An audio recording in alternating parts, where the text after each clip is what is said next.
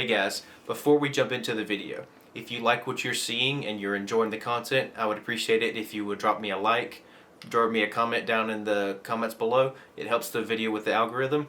And if you are looking to take your contribution to the channel to a new level, I encourage you to check out my Patreon, where you can support me as little as $3 a month. And I'm coming up with larger plans for people that choose to give that much. If you are enjoying the content and you are gaining musical value and appreciation for the music you're listening to, I would really appreciate it if you would head over to my Patreon and give these plans a look if you are looking to contribute further.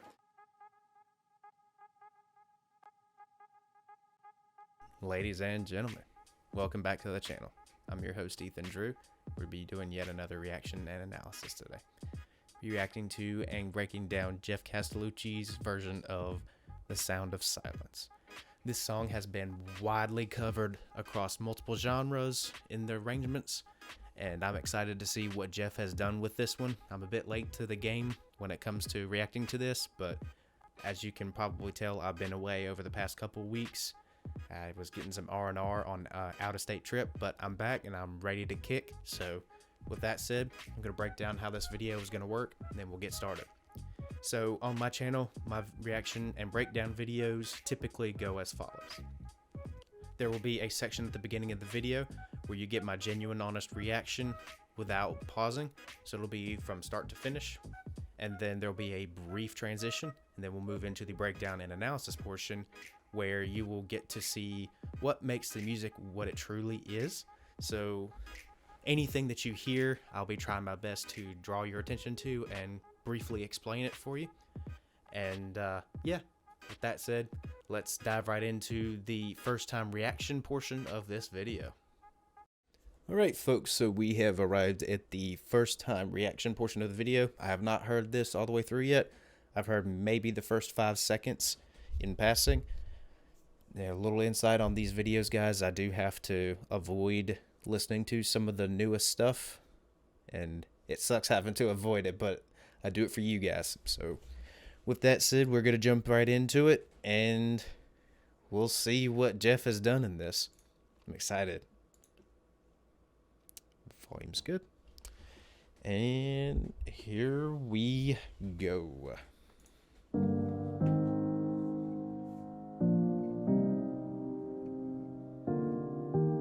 I think I hear a clock in the background.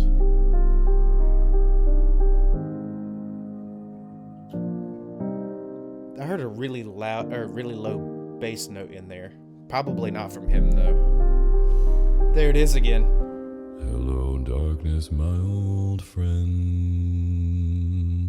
I've come to talk with you again. It's just velvety smooth. Vision softly creeping. Bass again. Left its seat while I was sleeping. And the vision that was planted in There was some dissonance with his voice and the bass in the background. That was awesome. Within the sound of silence. This is amazing already, and we're not even 2 minutes in. In restless dreams I walked alone. Come on, Geoff. Narrow streets of cobblestone. I've never had this kind of like bass in his work before, and it sounds amazing. I turned my collar to the cold and damp, when my eyes were stabbed by the flash of a neon light. I heard that in the background somewhere. And touched the sound of silence, and in the naked light I saw. This is very simple, sweet, 10,000 people, maybe but it's so well executed. People talking without speaking. People hearing without listening. Nice riff. Right in Ooh, there's the BGVs I was waiting on. voices never shared.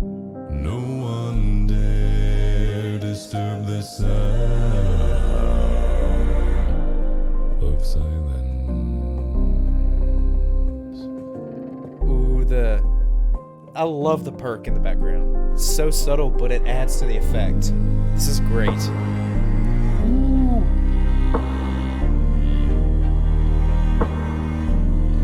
Fools that you do not know. Just shut up and listen for a little bit more. Cancer grows. Hear my words that I might teach you. No perk. Take my arms that I might reach you. Ooh, I knew there was a sub coming. Words like silent raindrops fill echo in the waves of silence. This is genius. And the people bowed and prayed to the neon god they made. And the sun flashed out its warning in the words that it was for me. In the sense and the words of So much happening in the BGVs harmonically. tenement halls and in the sadness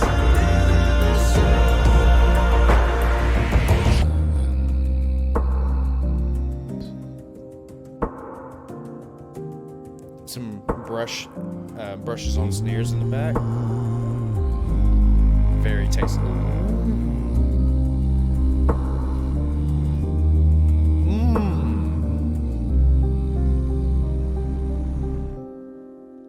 Man.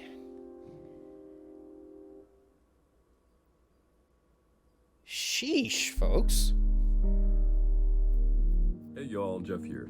Thank you so much for watching. I really hope you enjoyed the video. This video was made possible by awesome people just like you, and of course everyone over at Patreon, but especially Huldra Draco, Sarah O, Laura Mueller, Patricia Schumann, Debbie Goodling, Emily Zabst, DeGeneral Harris, Carl and Melanie Thomas, Asa M. Lagnestall and Dorothy Brune, and Debs Badger. I appreciate all of you, and I'll see you next time. We appreciate all of the voice play. We appreciate all of Geoff's Patreons.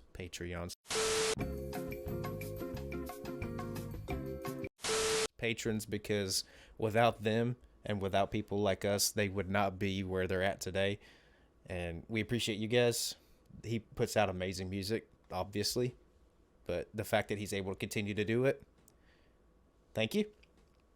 That was awesome. We've got some pretty sweet stuff to talk about here in just a minute.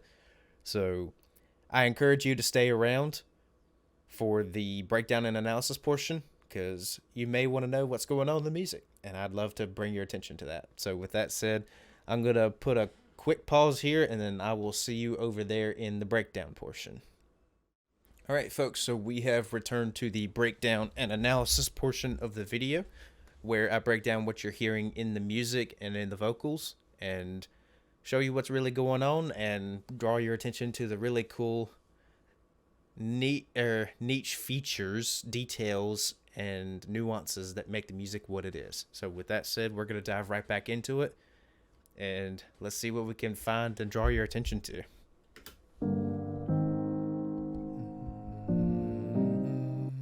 So we're in the key of A flat major.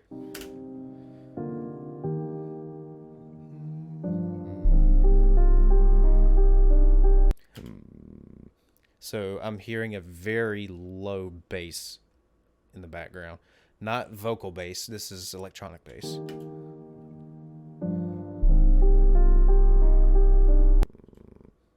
So I'm thinking this is an A flat 0. Don't correct me if I'm wrong, but this sounds like an A flat 0.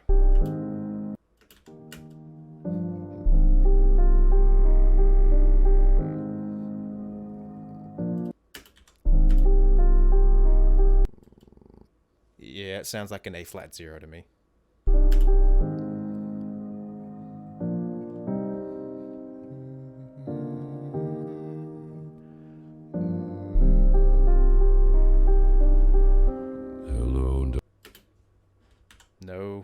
don't think that's an A flat 0 now. I think that's a C1. Hello, darkness, my old friend. So I do have perfect pitch, but the thing is, it gets difficult even for some of us to identify the pitches when they get that low or extremely high. Also, let's talk about the vocal quality he's using to start off this video. Hello, darkness, my old friend. I've come to talk with you again. Very relaxed, very cool, calm, collected, and calculated. He's doing what he's doing with purpose, but he's not doing it with maximal effort. He's hovering over the mic, singing very hushed, very relaxed, and beautiful way to start off this song.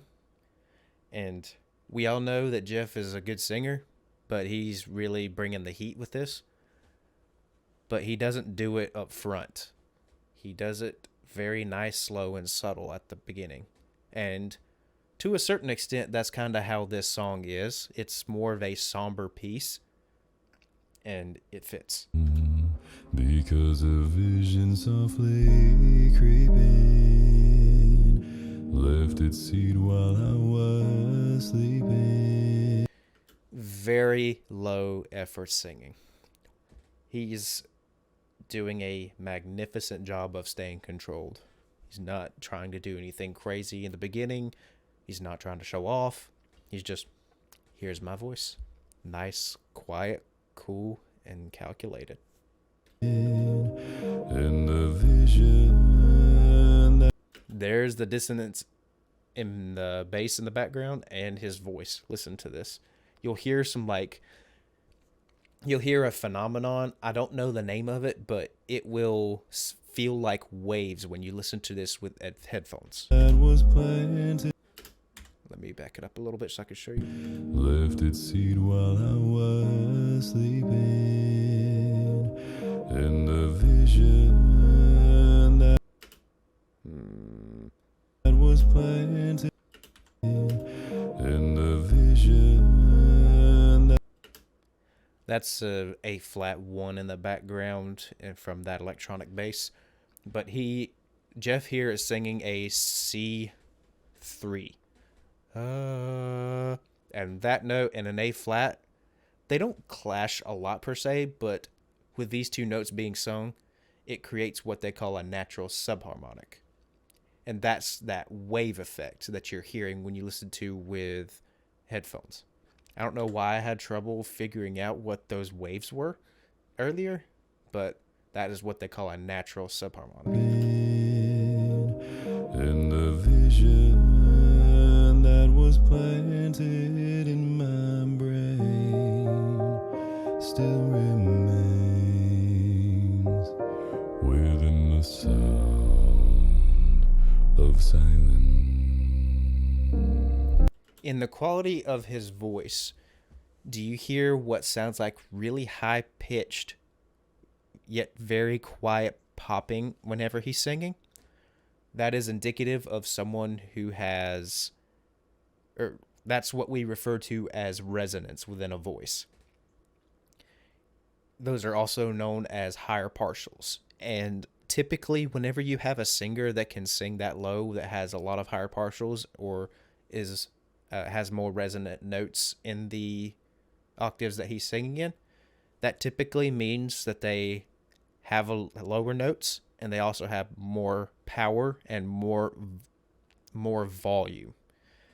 And basically, it's an identifier to say, hey, this person can probably sing lower, louder, and with more power. And we know that because Geoff is saying way lower. Like he sings F sharp ones, and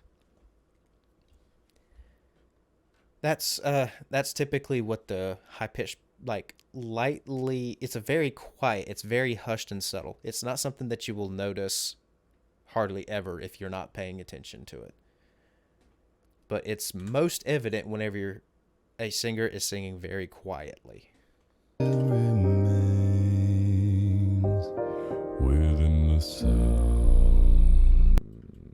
So it's hard to say. It's more like you can kind of hear it, but you really have to have a keen ear for it because it flies under most people's radar. Of silence.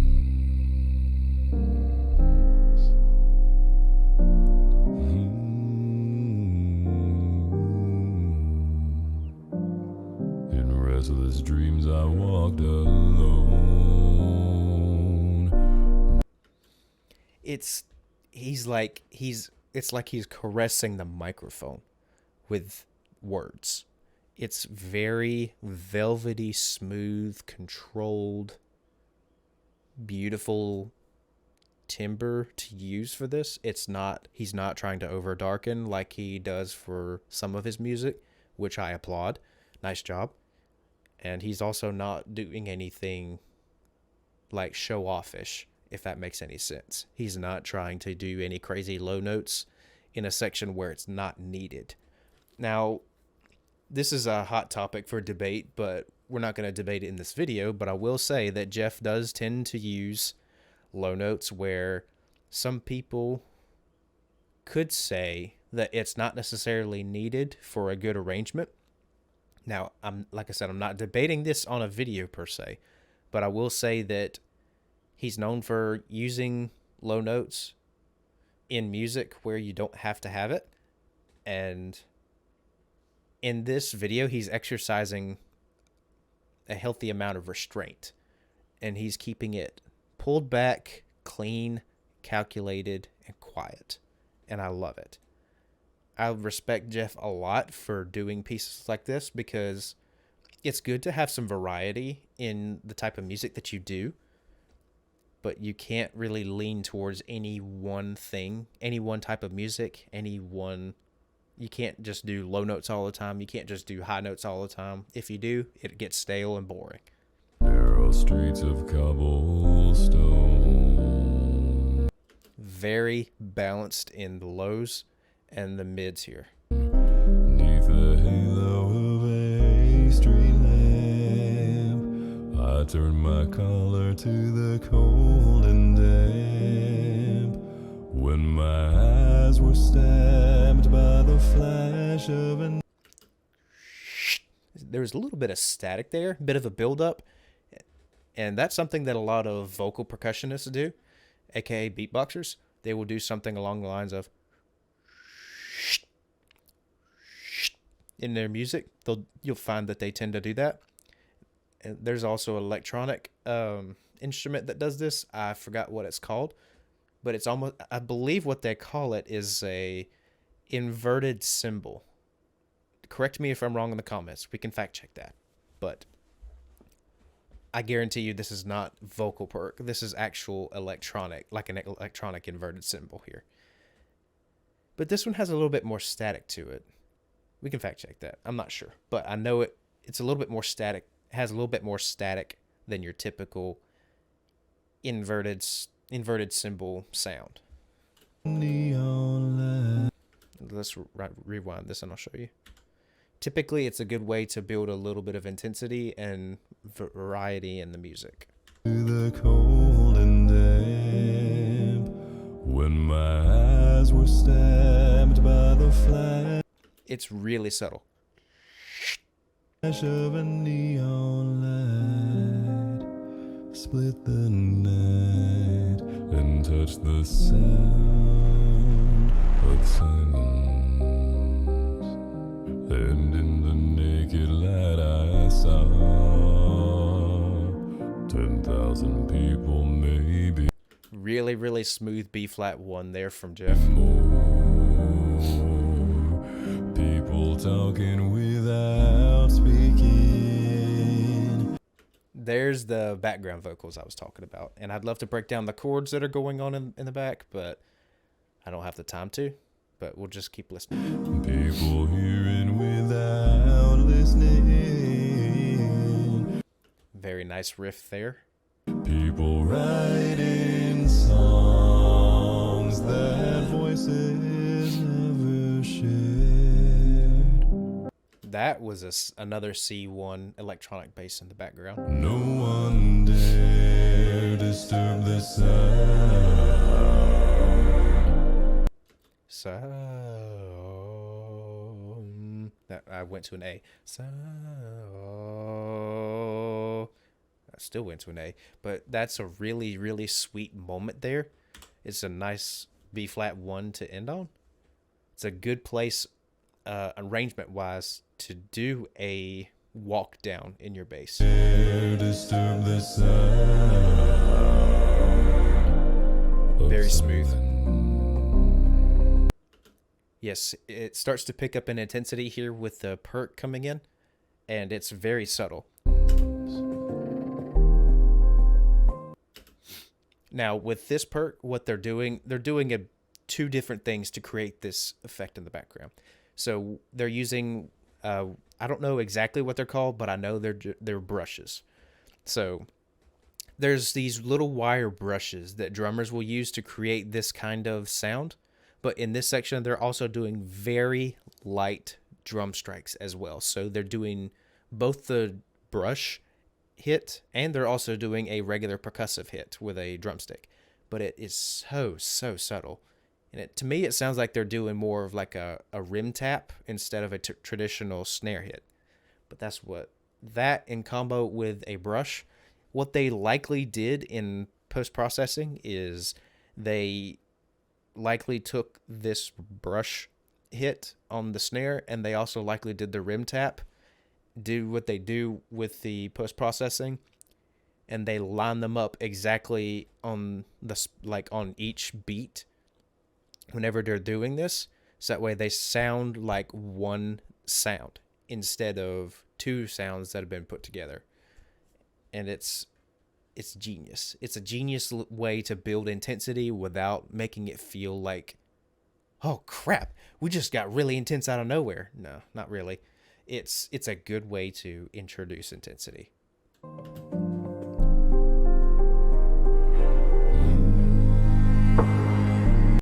There's some strings in the background. I believe that's a cello.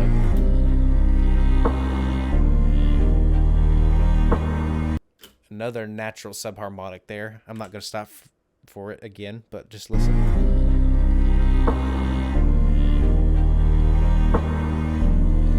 Fools that I do not know. Volume is increasing. The video is getting brighter. Silence like a cancer grows. In his voice, do you hear the air? Me neither. That's what he's doing is when he's increasing his volume. The voice crack. What he's doing, he's simply just increasing the volume, increasing his resonance since he has more in the tank. So instead of this right here, he's doing this right here. So basically you're just getting better vocal fold closure. Just to introduce more intensity, that, and you have obviously the volume itself. Yes, and there is a slightly pitched down rim tap in the back as well. I teach you, take my arms that I might reach you. That was pretty sweet. Listen to this bass walk down in his lead. Take my arms that I might reach you. That's an E flat 1 subharmonic, and it was really clean too. He has a really nice A flat 1 chest here. Take my arms that I might reach you. That I might reach you. That is a really, really sweet place to put a bass walk down. Take my arms that I might reach you. Nice job, Geoff. But my word. Ooh, here comes the really sweet chords and the more natural subharmonics. But my words like silent raindrops fade. Dissonance all over the place in these BGVs. Listen to these waves that these notes create, and then we'll move on. Take my arms that I might reach you, but my words like silent raindrops fell. Very barbershop-esque. And what I mean by that, for those that don't know, barbershops tend to have very harmonically intense arrangements of music whenever they're performing. And it tends to get a lot more difficult to break down the chords that are happening in barbershop music because there's just so many different chords with so many different harmonies. And it would take you forever to do it. Echo in the waves of silence. Beautiful major chord here. Listen.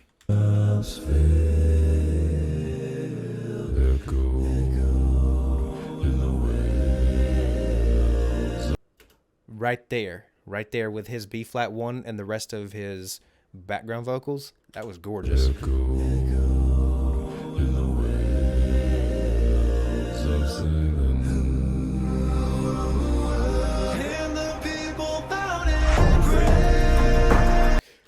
Okay, so let's talk about this section real quick.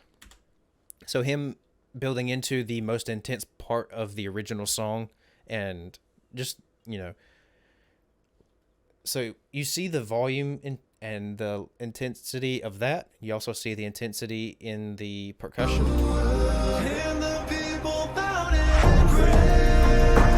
Very slight video shake. So it's almost like a pitch down clap slightly in the back, in addition to like a rim tap. But we'll talk about Geoff's actual lead going into this section here.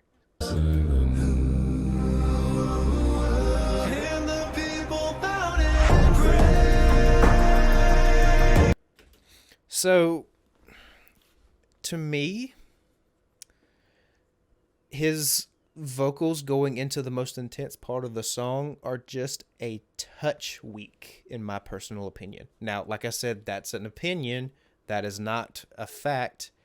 That is just my thought on this little section here. So, we are likely going to differ on opinions, and that's fine. But what my thought is, his lead going into this section may be just a touch too weak. I feel like he has a touch more in the tank that he probably could have dedicated to this, because I think I've heard him have a more resonant, more powerful fourth octave whenever he's doing stuff like this. But it doesn't feel like it's so weak that it doesn't build intensity, but it feels like it doesn't quite go to the tip of the peak of this, if that makes any sense. It feels like it stops right here and the peak is like right here. It's not like I was expecting more, but just a thought for you guys to kind of think on. But then again, I can't really like bash him for this. I really can't. I wasn't going to in the first place, but I can't bash him for this because, I mean, he's a bass singer that sings in the lower octaves majority of the time, and he's carrying a lead in the top of the fourth octave, which most bass singers struggle to do. True bass singers, anyways. So, yeah, it's a bit of a moot point, really, at this point, then, because he's singing very high for a bass singer, and it's very clean. So, it's hard to say that he, like, I want him to belt, it sounds weak. That's fine. It's just a moot point, but I guess you can see what I was trying to say.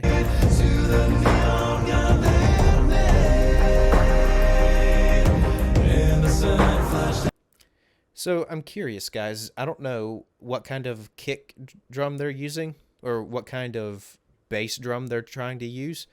It reminds me, what it sounds like is that it sounds like one of those bass drums that you hear like in a middle school, high school band or college level orchestra, the really big drum that you hit with a stick that's like an inch thick. I think that's what that sounds like, but we can fact check that.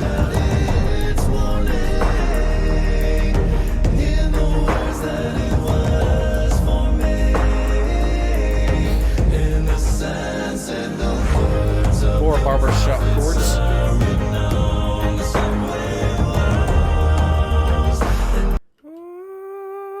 Nice G4 there.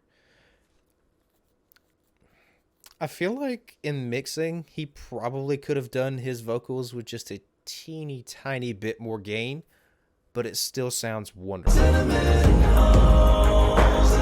There's a nice A flat 1 there. I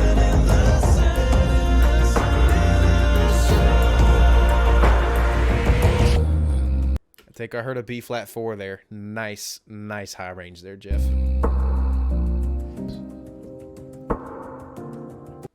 Swells to a big huge moment there, and then it starts coming back down, but it comes down pretty quick here, so it's more like a,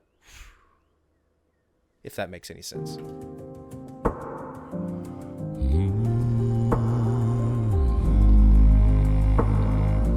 That was a nice meaty A flat 1 there, Geoff.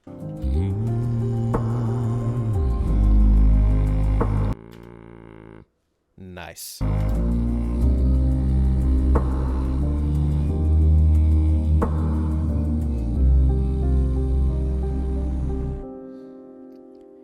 I didn't mention the piano, but it was also a wonderful touch because the original actually had a guitar. And that's it, folks. That was wonderful. Man, I love it. I mean, Geoff never puts out bad work. I've never heard a single cover of his that was bad or even mediocre. Like, it's always been good. Guys, if you're enjoying the content and you like what I'm putting out, I would appreciate a like, a comment. Even if you comment a smiley face, it helps the video out with the algorithm. And if you want to take your contribution to the channel to another level, I have a Patreon where you can support me as little as $3 a month or whatever amount you want. And this is not required to support my channel or watch it in any way, but if you want to support me in that way, it is available to you through Patreon. And guys, I enjoyed breaking this down for you today. I love you. Take care of yourselves, and we will see you in the next one. Bye.